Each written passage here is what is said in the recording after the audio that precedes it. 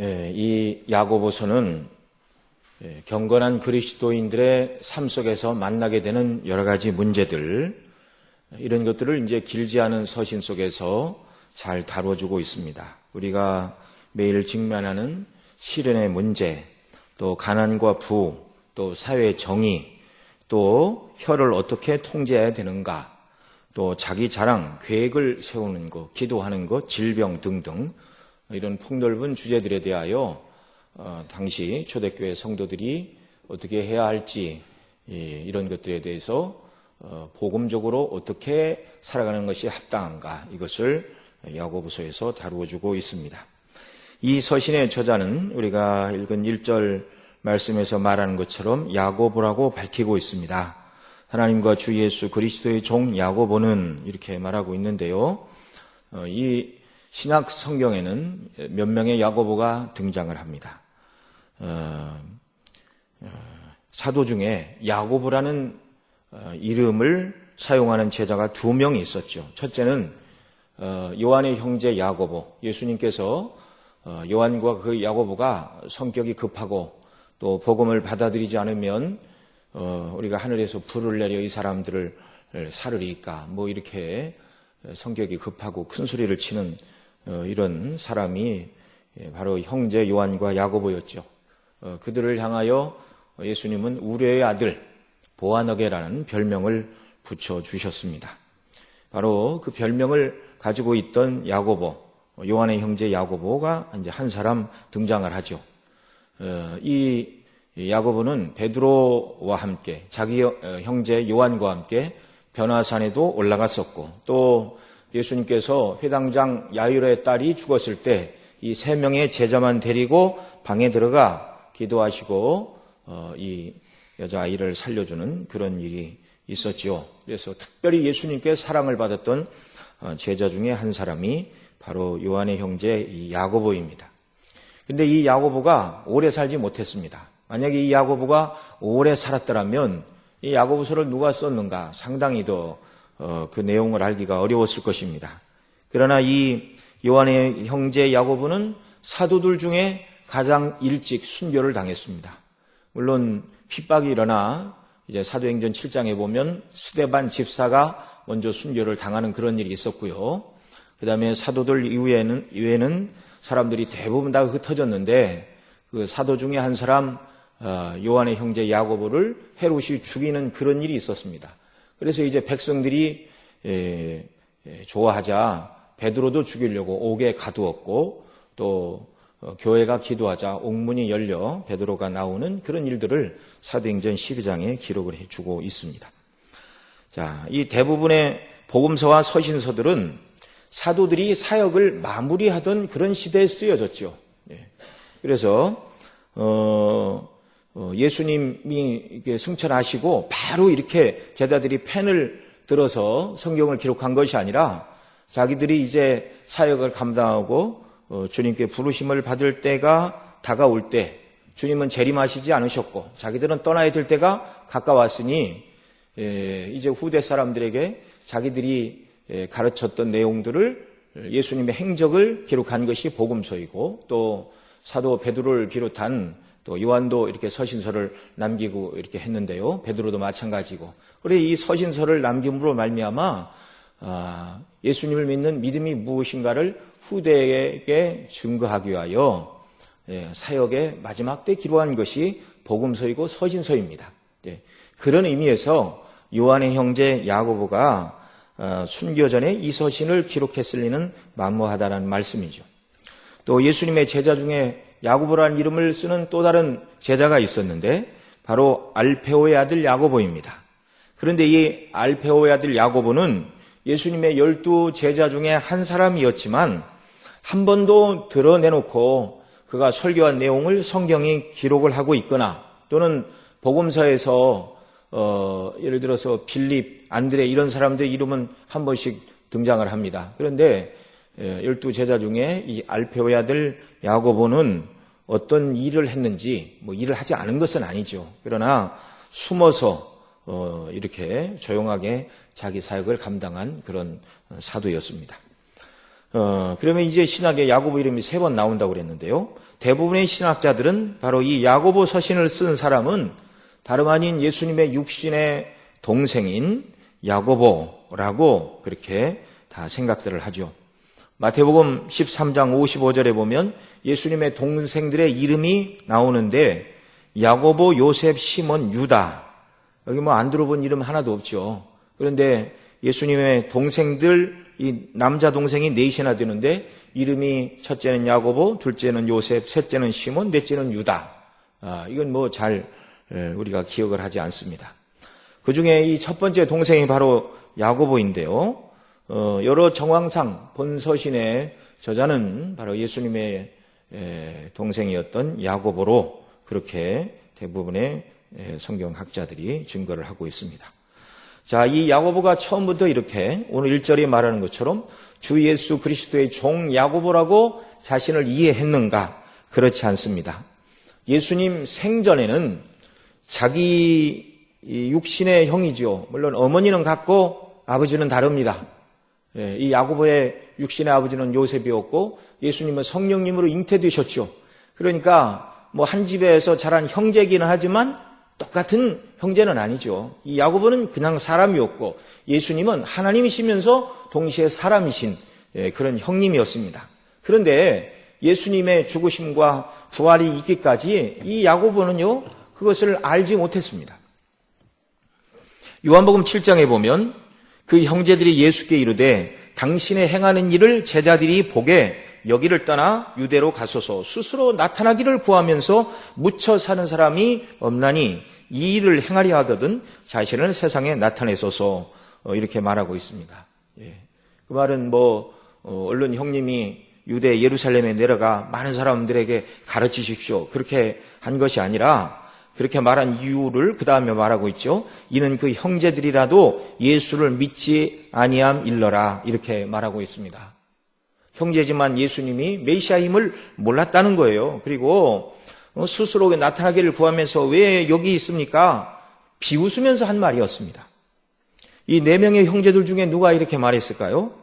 인물의 됨됨이나 지도력으로 보아 틀림없이 야고보가 했을 것이고 야고보가 하지 않았다 할지라도 똑같은 심정이었을 것입니다. 또 마가복음 3장에 보면 바리새인들이 예수님을 시기하여 귀신의 왕 바알세불이 집혀서 능력을 행하고 귀신을 쫓아내고 병자를 고친다 이런 헛소문을 퍼뜨렸습니다. 그러자 이 동생들이 그 어머니와 함께 이 소식을 듣고 예수님을 붙들러 왔습니다. 그래 성경에 보면 그를 붙들러 나오니 이는 그가 미쳤다 하밀러라. 우리 형님이 정말 이상해지셔가지고 헛소리를 하고 다니고 귀신이 집혀가지고 능력을 행하고 다니는가? 전혀 하나님의 아들이요, 메시아요 이런 생각은 하지도 못하고 이 형님이 이러다가 큰 고초를 당하는 것은 아니겠는가? 또 여러 가지 사람들한테 미움을 받으니까 그런 미움이 우리한테도 오는 것은 아닌가? 이런 여러 가지 복잡한 마음을 가지고 예수님을 데리러 왔죠. 그러니까 하나님의 아들이 말씀을 증거하시고 병자를 고치는데 그때까지만 해도 이 예수님의 동생들은 예수님의 사역이 얼마나 대단한 것인지 그분이 누구신지 전혀 이해하지 못했다는 말입니다. 그저 한간에 떠드는 소문만 듣고 자기 형님을 집으로 데리고 가서 더 이상 문제가 생기지 않으면 좋겠다. 그러니까 예수님의 사역이 얼마나 위대한지 전혀 알지 못했고 자신들의 힘으로 예수님의 사역을 막을 수도 있다. 이렇게 오해를 하고 있었던 것이죠. 또한 예수님의 공생의 마지막 사역이 바로 십자가에서 죽으시는 일이었는데 그 십자가 현장에 예수님의 어머니, 육신의 어머니였던 마리아는 그곳에 있었다고 성경이 기록을 합니다. 그러나 형제들에 대해서는 한마디도 언급이 없습니다. 이 말은 예수님이 십자가에 죽어가실 때 야고보를 비롯한 동생들은 그 현장에 있지 않았다는 말이고 형님이 하는 일을 신뢰하지도 않았고 탐탁히 여기지도 않았다는 말이죠. 그런 야고보가 이제는 자신을 소개할 때 하나님과 예수 그리스도의 종 야고보라고 자신을 소개하고 있습니다. 예수님의 형제인 나 야고보 이렇게 말하고 있지 않고 예수님과 자신을 동격으로 놓고 있지 않습니다. 형제를 강조하는 것도 아니고요. 그저 하나님과 예수 그리스도의 종 야고보라고 이렇게 말하고 있습니다. 같은 어머니 소생이었지만 그는 이제 자기와 함께 어린 유년 시절, 청년 시절을 같이 보냈던 형님이 단순히 나와 같은 사람으로서의 형님이 아니라 하나님의 아들이시오 구약에 말씀하시던 그리스도임을 분명히 깨닫고 그리스도의 종이라고 자기 자신을 소개하고 있습니다. 무엇이 그로 하여금 과거에는 바리새인들이 예수님을 비방하는 말을 듣고 귀신이 들렸다는 말을 듣고 예수님을 데려가기 위해 예수님을 찾으러 나왔던 사람이었고 또 말씀드린 것처럼 예수님의 메시아 되심을 믿지 못하고 스스로 나타나기를 구하면서 묻혀 사는 사람이 어디 있는가 유대로 가소서 이렇게 예수님께 비웃음의 말을 했던 그 사람 아닙니까? 또한 예수님 죽으실 때 시신도 수습하지 않고 육신적으로 제일 가까운 형제들이 시신을 수습했어야 마땅한 일이겠죠. 원리적으로 따지면. 그런데 나의 형님이 불쌍하고 비참하게 생을 마감했구나. 그렇게 느꼈을지는 몰라도 주님 곁에 있지 않았습니다. 어떻게 이 야고보가 그러면 예수님을 나의 형님이다 이렇게 말하지 않고 하나님과 예수 그리스도의 종 야고보라고 자신을 말하고 있는가? 그것은 말할 것도 없이 그가 부활하신 예수님을 만났기 때문입니다. 고린도전서 15장 7절에 보면 사도 바울이 부활하신 주님을 비웠다. 맨 마지막에는 만삭되어나지 못한 내게도 보이셨느니라 그 말을 하기 전에 이렇게 말합니다. 그 후에 야고보에게 보이셨고 그 후에 모든 사도에게와 맨 나중에 만삭되지 못하여 난자 같은 내게도 보이셨도다. 그러니까 이 사도 바울의 표현을 빌리면 모든 사도에게 나타나기 전에 야고보에게 부활의 주님이 먼저 그 몸을 보여주셨다는 말이죠.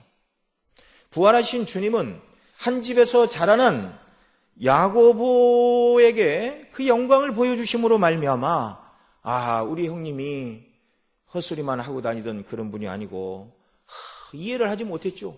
그래서 사람들한테 미움을 받을까 귀신 들렸다는 소리를 듣고 가슴이 조마조마하고 그런데 그 형님이 자기의 육신의 형이 아니라 하나님의 아들이시오 구약에서 말씀하시던 메시아라는 것을 부활의 주님을 만나 뵙고 온전히 깨닫게 되었습니다.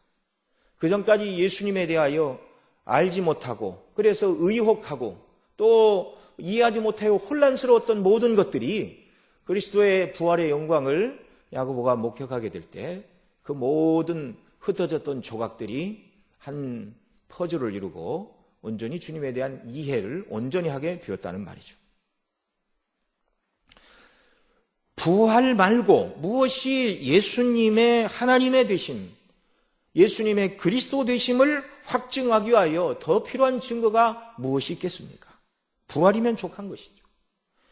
부활하신 주님을 배웠고 예수님이 공생의 그 모든 말씀, 가르치심, 병 고치심, 능력 행하심 이 모든 것들을 구약 성경에 비추어 예수님의 행하신 모든 일들이 바로 메시아가 오셔서 이루실 일을 자기 형님이 이루셨다는 것을 깨닫게 되었죠.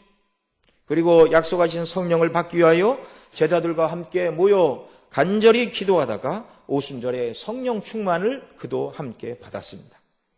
이런 일련의 경험이 예수님이 바로 메시아라는 것을 믿지 못하는 불신앙에서 자기 육신의 형님 정도가 아니라 하나님의 아들이시오 그리스도이시오 나의 구원의 주님이라고 고백하는 참 신앙을 갖게 했다는 말입니다. 이 변화된 야고보는 육신적으로 자신의 형님이었던 예수님을 하나님과 예수 그리스도의 종이라는 말을 통해 자기와 함께 먹고 마시고 함께 생활했던 그분이 하나님의 아들이셨고 지금은 승천하셔서 하나님 보좌 우편에 앉아 계시며 하나님 아버지와 동등한 영광과 존귀와 권세를 받으셔야 될 하나님이심을 고백하고 있는 것입니다. 그렇게 영광스러운 분이 육신의 몸을 입고 이 땅에 오셨는데 자기 집에 오셨어요. 자기보다 먼저 어머니의 태에 성령으로 잉태하시고 태어나시고 자기가 먹던 빵 같이 나누어 먹고 같은 침대에서 잠을 잔 그 주님이었다는 사실, 주님에 대한 수많은 경험과 친밀함. 여러분, 우리 예수님은 허물이나 죄가 하나도 있습니까? 없습니까? 없지요. 그 예수님이, 자기 형님이 아무런 허물도 발견하지 못했던 그 형님이 어느 날 갑자기 바리새인들이 귀신 들렸다는 얘기를 들었을 때 가슴이 철렁했겠죠. 그러나 부활의 주님을 만나보고 나서 정말 아무런 흠도 연약도 죄도 없던 그 완벽한 참 사람의 모습을 지니셨던 그분이 바로 하나님의 아들이셨음을 깨닫게 되는 놀라운 은혜를 그가 누렸던 것입니다. 그리고 그분이 끝내는 죄인들의 죄, 곧 자기 자신의 죄를 대속하시기 위하여 십자가에서 기꺼이 목숨을 내어놓으셨고 죽으심과 부활을 통하여 구원을 이루셨다는 이 영광스러운 사실을 깨닫게 될 때 참된 기쁨과 감사가 그에게 넘쳐났다는 것이죠. 그 주님을, 그 예수님을 이제 자기의 주인으로, 자기의 왕으로, 자기의 하나님으로 이해하게 된 것입니다. 정말 여러분, 그러면 예수님의 육신의 동생이었던 야고보는 특별한 경험을 했는데 참 부럽다. 전혀 그렇게 부러워할 만한 일은 아닙니다.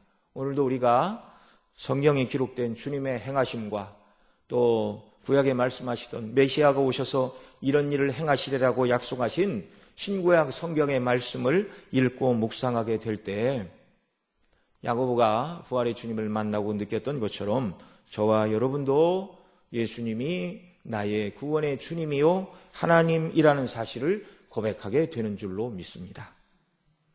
성도 여러분, 누가 예수 그리스도의 종입니까?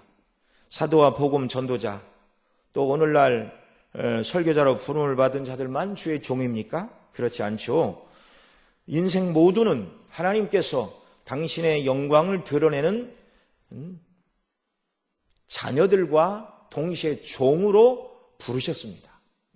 저와 여러분이 예수님 믿어 하나님의 자녀들이 된 것만은 틀림이 없죠. 의롭다 하심을 입고 양자가 된 것만은 틀림이 없지만, 그러나 성경은 하나님과 그 자녀된 우리와의 관계를 하나님을 아버지로 부르는 자녀의 관계 하나뿐이다, 이렇게 말하고 있지 않습니다. 그래서 성경에 주님과 우리와의 관계도 여러 가지로 묘사를 하죠. 양과 목자, 포도나무와 가지, 또 신랑과 신부, 또 머리의 비유로 예수님은 머리요 우리는 몸이다, 이렇게 여러 가지 비유를 많이 들어서 설명을 합니다. 하나로만 설명할 수 없죠. 하나님은 우리의 아버지시요, 우리는 하나님의 사랑받는 자녀임과 동시에 하나님은 우리의 왕이시요, 우리는 그 하나님을 섬기는 백성이요 종이라는 것을 기억하시기 바랍니다. 그냥 아버지라고 그냥 막 아무렇게나 가까이 갈 수 있는 그런 아버지가 아니라 경외함으로 섬겨야 될 왕이시며 아버지이시라는 것을 기억해야 하는 것이죠.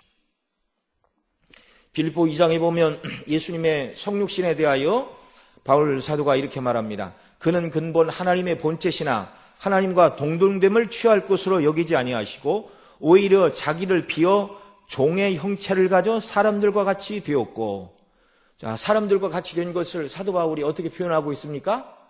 종의 형체를 가져 사람들과 같이 되었고, 이게 무슨 말이에요? 모든 사람들은 하나님의 종된 위치로 부르심을 받았다는 것입니다. 하나님께서 인생을 창조하실 때 하나님의 뜻대로 순종하는 일꾼들, 종들로 하나님이 지으신 것입니다. 믿는 자나 믿지 않는 자나 다 하나님의 피조물로서 모든 인생은 하나님을 기쁘시게 해야 할 종들입니다. 그러나 하나님을 알지 못하는 자들은 자신이 하나님의 영광을 위하여 지음받았다는 것을 모르지요. 그러니 그들은 절대로 하나님의 영광을 위하여 살지 않습니다. 그러니 그들은 빼놓고 예수님 믿어 구원 얻은 저와 여러분은 내가 하나님의 자녀가 되었다는 자녀의 신분과 의식뿐만이 아니라 하나님의 뜻대로 순종해야 하는 종이라는 사실도 늘 잊지 않고 기억하고 살아야 하는 것입니다. 물론 믿지 않는 사람들도 하나님의 심판대 앞에서는 하나님께 영광을 돌리게 됩니다. 그러니까 믿는 자든 믿지 않는 자든 종국적으로 하나님께 영광을 돌리게 되는데요. 믿지 않는 자들은 어떻게 영광을 돌립니까?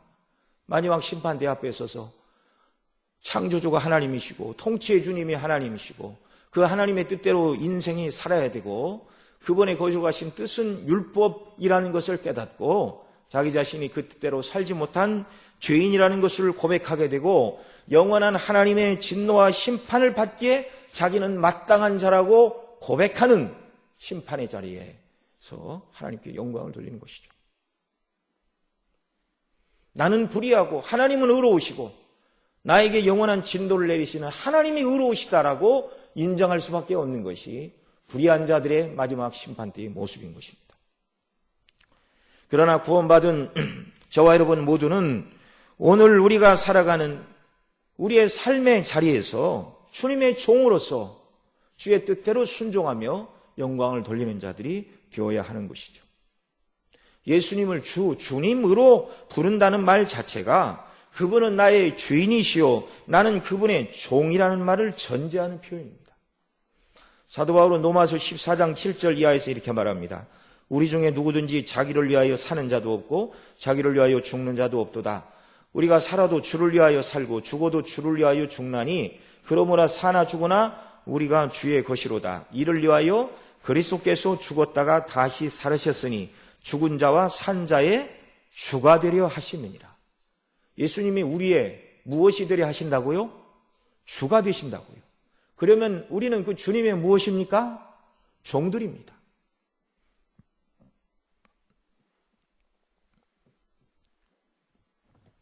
저와 여러분도 오늘 본문 1절에서 야고보가 말하고 있는 것처럼 하나님과 주 예수 그리스도의 종 야고보라고 말하고 있는 것처럼 저와 여러분도 우리 자신을 하나님과 그리스도의 종이다. 나는 이 땅을 내가 원하는 삶의 목표와 목적을 이루기 위하여 내 뜻대로 살아가는 내가 주인인 뭐 그런 얘기 많이 하죠. 자기가 주인인 뭐 주도적인 삶을 살아라. 자기가 원하고 목표하는 바를 다 이루는 삶을 살아라. 그건 다 부족한 것입니다. 그 세상에 교육자, 철학자, 도덕문자들이 다 하는 말들이죠. 부패하고 타락한 인생이 자기 원하는 대로 살아서 그건 뭐 대단한 게 있겠습니까? 죄만 지죠. 하나님의 영광을 위하여 살 때 인생이 가장 고상해지고 인생의 의미가 가장 충만해지고 복된 삶이라는 것을 믿으시기 바랍니다. 자, 그러면 우리도 이 야고보와 같이 주님의 종이라는 의식이 충만해지려면 어떻게 해야 되는가? 그러기 위해서 부활의 주님의 영광으로 충만해야 하겠습니다. 부활을 믿지 않으면 그리스도인이 아니죠. 우리의 죄를 담당하시고 죽으시고 죄값을 지불하셨음을 선언하는 사건이 부활입니다. 주님 재림하시면 먼저 부름받은 자들이 다 부활할 것이요 살아있는 자들도 부활한 자들이 입었던 영광의 몸과 같이 변화될 것이라고 성경이 증거하고 있습니다. 이 그리스도의 부활을 믿을 때 비로소 예수님이 하나님의 아들이시오 동정녀 마리아의 몸에 성령으로 잉태되심도 십자가에서 죽으심도 알게 되고 그것이 나를 위한 속죄의 방편임을 온전히 알게 되고 그 주님이 다시 오셔서 새하늘과 새 땅으로 우리를 인도하사 영원토록 영생을 누리게 한다는 사실을 믿게 되는 것입니다. 이런 은혜로 충만케 되기 위해서 더욱 주님을 가까이 하고 성경에 기록하고 있는 주님의 행하신 모든 일들, 이 일들을 더 깊이 묵상하고 사모하는 역사가 우리에게 있기를 바랍니다.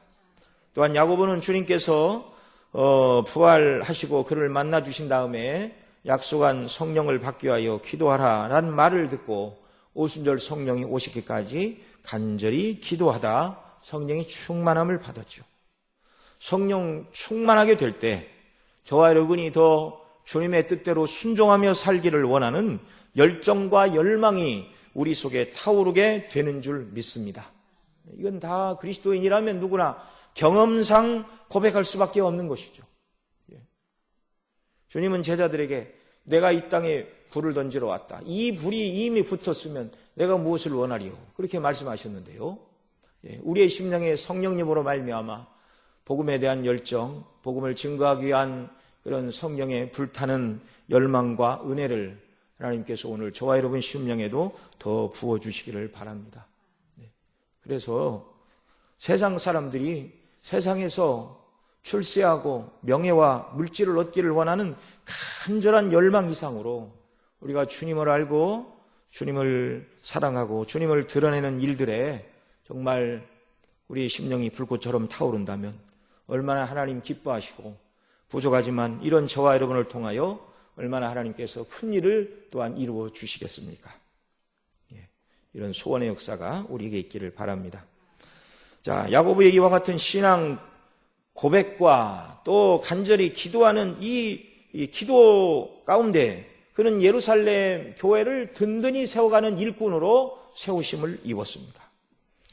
오순절 성령 충만을 받을 때만 해도 기도하는 그 자리에 사도들의 이름을 언급하고 나서 여자들과 예수의 모친 마리아와 예수의 아우들로 더불어 마음을 같이하여 전혀 기도에 힘쓰니라 라고 오순절 성령이 오실 때 기도한 사람들을 말할 때 맨 마지막에 예수의 아우들로 더불어 함께 기도하고 오순절 성령의 충만을 받았다 이렇게 말하고 있습니다. 그러니까 이 사도행전 앞부분에 바로 예수님의 동생들은 이름도 안 나오고 예수의 아우들이 함께 기도했다. 맨 끝자락에 그들을 기록하고 있습니다. 그런데 사도행전 15장에 가면 이방인들이 예수님 믿을 때 믿음으로만 의롭게 되어 구원을 받느냐 아니면 할례와 율법을 지키라고 해야 되느냐. 왜냐하면 바울과 바나바가 13장에 안디옥 교회에 파송을 받아서 나가서 복음을 증거하다 보니까 흩어져 있는 유대인만 예수님을 믿는 게 아니라 이방인들도 예수님을 믿는 역사가 일어났습니다. 이방인들도 예수님을 믿었습니다. 회개의 역사가 일어났습니다. 그러자 그들에게 유대인들은 그때까지 유대인들은 다 할례를 받았고 율법을 지키는 삶을 살았죠. 그들에게 이것을 요구해야 되느냐 말해야 되느냐 그건 대단히 중요한 문제였습니다. 초대교회. 그 자리에서 베드로는 주 예수의 은혜로 구원받는 줄 아노라라고 역설하였고 그 다음 바울과 바나바가 이방인 선교지에서 믿음으로 구원 얻는 역사에 대하여 말하고 난 다음에 사도행전 15장 13절에 보면 바로 본서신을 쓴 예수님의 동생 베드로가 결론을 내립니다. 말을 마침에 야고보가 대답하여 가로되 형제들아 내 말을 들으라. 이방인 중에서 하나님께 돌아온 자들을 괴롭게 말고 다만 우상의 더러운 것과 음행과 목매어 죽인 것과 피를 멀리하라고 편지하는 것이 가니 이는 예로부터 각 성에서 모세를 전하는 자가 있어 안식일마다 회당에서 그 글을 읽음이니라. 이 뒷부분에 말했던 네 가지 조건도 그것을 행해야 구원을 받는다 그런 차원이 아니라 오직 예수님 믿음으로 구원을 얻고 또 각 지역의 회당에서 율법을 읽을 때 그것을 들은 이방인들도 있는데 그들이 구약을 이해하고 있는 그것에 비추어 이렇게 하는 것이 덕스러운 일이다. 건덕을 위해서 네 가지를 부탁하고 있는 것이지 그거 자체도 구원의 조건은 아닙니다. 자, 이 말씀을 드리는 이유는 이 야고보는 다른 사도들과 함께 사도로 부르심을 받지도 않았습니다. 예수님이 육신의 동생이니까 나와 함께 다니면서 너도 사도 중에 한 사람이 되어라라고 부르실 수도 있었지만 그렇게 하지 않았습니다.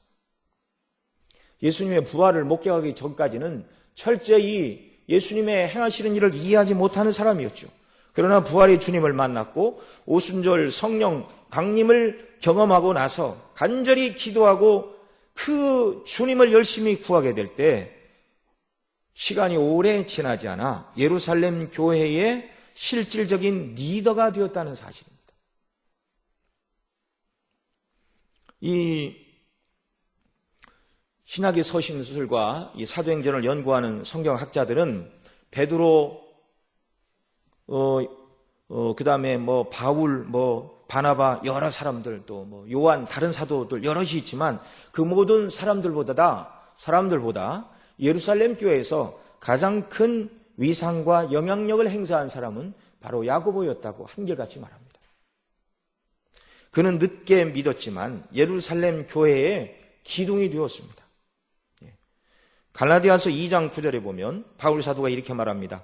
또 내게 주신 은혜를 알므로 기둥같이 여기는 야고보와, 바로 이 야고보입니다. 게바와 요한도 나와 바나바에게 악수의 교제를 하였으니 이는 우리는 이방인에게로 저희는 할례자에게로 가게 하려 함이라. 그래서 사도 바울도 야고보를 초대교회의 기둥 중에 가장 앞자리에 언급을 하고 있습니다. 또 사도행전 21장에도 보면 이튿날 바울이 우리와 함께 야고보에게 들어가니 장로들도 거기 다 있더라. 예루살렘 교회의 지도자가 누구인가를 명백히 말씀하고 있습니다. 이 야고보는 늦게 믿었지만 뜨겁게 믿은 사람이었습니다. 여러분, 우리가 예수님 믿은 지 신앙의 연수가 오래되었다는 것은 참 자랑할 만한 일이요, 아름다운 일이죠. 그러나 그거 못지않게, 아니 어쩌면 더 중요한 것이 얼마나 뜨겁게 주님을 구하고 얼마나 뜨겁게 주님의 일을 감당했느냐, 이것인 줄 믿습니다.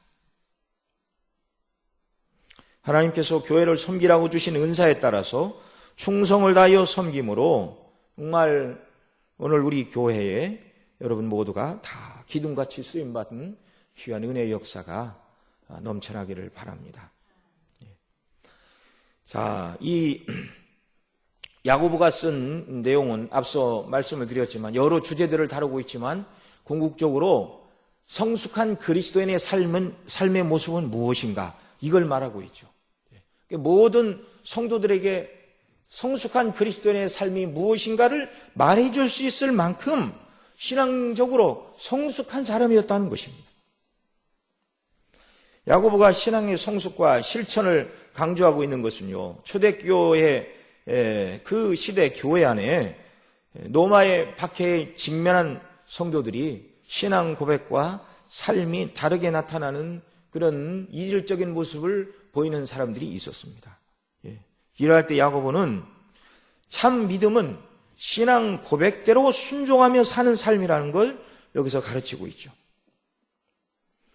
믿음과 삶은 두 개가 아니라 참 믿음은 그 믿음에 합당한 삶의 아름다운 열매가 있는 것이요, 성도의 삶은 바른 믿음으로부터 나온 열매라는 것입니다. 정말 저 여러분 모두가 하나님의 말씀대로 순종하며 살아가 성숙한 그리스도인이 되고 또 연약한 사람들에게 정말 여러 가지 인생의 고비 속에 어떻게 믿고 어떻게 살아야 되는가를 실제적으로 보여주고 권면하고 드러낼 수 있는 그런 사람들이 되도록 주께서 저와 여러분 모두에게도 은혜를 덧입혀 주시기를 바랍니다. 마지막으로 주님의 종된 자들은 그러면 어떻게 주님을 섬겨야 되는가를 살펴보겠는데요. 누가복음 17장에 보면 주님께서 제자들에게 형제가 죄를 범하거든 경계하고 회개하거든 용서하라 말씀하시면서 하루에 7번이라도 내게 죄를 얻고 7번 내게 돌아와 회개하노라 하면 너는 용서하라, 그렇게 말씀하십니다.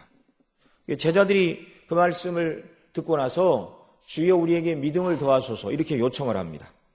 아무리 생각해도 형제가 7번 하루에 7번이나 나한테 잘못하고 찾아와서 내가 잘못됐다, 회개한다, 용서해달라 이렇게 말할 때 그것도 한두 번이지 어떻게 하루에 7번씩 잘못을 하고 용서를 구할 수 있다는 말인가? 어떻게 7번이나 용서할 수 있다는 말인가? 제자들 생각에 나는 그렇게는 못하겠다, 이런 생각이 들자 주님께 우리에게 믿음을 더하소서 이렇게 요청한 것이죠. 그때 주님께서 겨자씨 한 알만한 믿음이 있었다면 이 뽕나무더러 뿌리가 뽑혀 바다에 심기오라 했을 것이요 그것이 너희에게 순종하였으리라 말씀하시면서 그 겨자씨 한 알 같은 믿음을 더 설명해 나가시면서 이걸 이렇게 말씀하십니다. 너희 중에 누게 밭을 갈거나 양을 치거나 하는 종이 있어 밭에서 돌아오면 저더러 와서 곧 앉아서 먹으라 할 자가 있느냐? 그렇게 할 사람이 없죠. 밭에 가서 실컷 일하고 왔지만 주인은 밥을 차려놓고 종을 기다리지 않습니다. 오늘 이 시대는 종이 없으니까 만약에 회사 사장님이 직원들을 이렇게 대한다면 갑질을 한다고 큰일이 일어나죠. 그러나 당시는 주인과 종이 존재하던 세계였고 종들은 주인의 재산 목록에 불과했습니다. 그걸 우리가 이해를 해야 돼요. 그래서 아무리 밭에 가서 열심히 일하고 온 종이라 할지라도 종이 돌아오면 그 다음 어떻게 한다고요? 우리 먹을 밥상을 차리라. 그러면 종이 가서 밥상을 차리고 주인이 다 먹을 동안 띠를 띠고 예비하고 있고 그 다음에 주인이 이제 상을 물린 다음에 그 다음에 종이 먹고 쉬겠지요. 이것을 주님이 말씀하시고 뭐라고 그러십니까? 명한대로 하였다고 종에게 살해하겠느냐? 이와 같이 너희도 명령받은 것을 다 행한 후에 이르기를 우리는 무익한 종이라 우리의 하여야 할 일을 한 것뿐이라 할지니라. 이렇게 말씀해 주셨습니다. 제자들에게 주님께서 믿음을 더하소서로 이렇게 요청할 때 믿음으로 순종해야 하고 또 명한대로 하였다고 종에게 살해하겠느냐라는 이 비유의 말씀. 그 종들이 주인에게 뭐라고 말한다고요? 우리는 무익한 종이라 우리의 하여야 할 일을 한 것뿐이라 할지니라. 주님을 섬기는 저와 여러분의 자세가 이러해야 한다는 것입니다. 어떤 것을 명하신다 할지라도 우리에게 베푸신 구원의 은혜에 비추어 볼 때, 내가 받은 구원에 비추어 볼 때 참 감사하지만 주님의 명령은 너무 지나치시네요 라고 말할 만한 것이 하나도 없다는 것입니다. 우리의 구원도 순종과 행위와 의를 기초로 하나님께서 우리에게 주신 구원이 아닙니다. 착한 일을 많이 했다 할지라도 여러분 한번 생각을 해보십시오. 우리가 죄를 짓지 않고 하나님이 명하시는 그대로 순종을 다 했다 할지라도 하나님이 여전히 우리를 종의 위치에 놓으신다 할지라도 불만을 표할 수가 있습니까? 없습니까? 없지요. 그런데 죄 가운데 빠진 자들을 은혜로 구원해내시고 자녀의 신분을 허락해 주셨습니다. 그래서 우리가 하나님 앞에 감당해야 될 이 주님의 종, 그리스도의 종, 복음의 종, 이 종으로서의 자세는 무엇이냐면 나를 자녀로 받아주신 그 은혜에 대한 무한한 감사와 감격에 빚진 자로서 내가 무엇을 주님께 드리고 어떻게 헌신한다 할지라도 나에게 베풀어 주신 주님의 은혜에 비하면 아무것도 아니고 내가 설령 이런 일을 한다 할지라도 정말 무익할 뿐이지. 여러분, 우리가 어떤 선을 행함으로 하나님의 부족한 영광이 더 채워지는 그런 면이 있나요? 전혀 없습니다. 구원받은 성도의 마땅한 자세가 이 종의 자세인 줄 알고 저와 여러분이 기쁨으로, 구원의 기쁨과 감격으로 주님을 섬기는 이런 역사가 있기를 바랍니다. 그래서 이런 저와 여러분을 통해 주님의 이름이 높아지고 복음이 영광스럽게 광포되고 증거되는 일이 있도록 우리 모두에게 은혜 더하여 주시기를 바랍니다. 기도하겠습니다. 사랑하시는 아버지 하나님, 예수님의 육신의 동생 야고보, 주님의 부활의 사실을 깨닫기 전까지는 예수님을 믿을 수가 없었지만 부활의 주님을 만나 예수님이 하나님의 아들이시오 메시아임을 깨닫고 죽으심과 부활이 바로 택한 백성의 구원을 위한 하나님의 놀라운 구원 사건임을 깨닫고 하나님의 은혜 가운데 성령 충만하고 기도함으로 복되게 교회를 잘 섬기는 주님의 귀한 일꾼이요 종이 되었는데 예수님 안에서 구원받은 우리 모두도 정말 하나님이 기뻐하시는 그런 종이 되어 주님의 뜻대로 순종하며 복음의 영광을 드높이는 믿음의 종들로서 견고히 서도록 은혜 더하여 주시고 저희들을 통하여 우리 아버지 하나님 영광을 받아 주시옵소서. 우리 구주 예수님의 이름으로 기도드리옵나이다.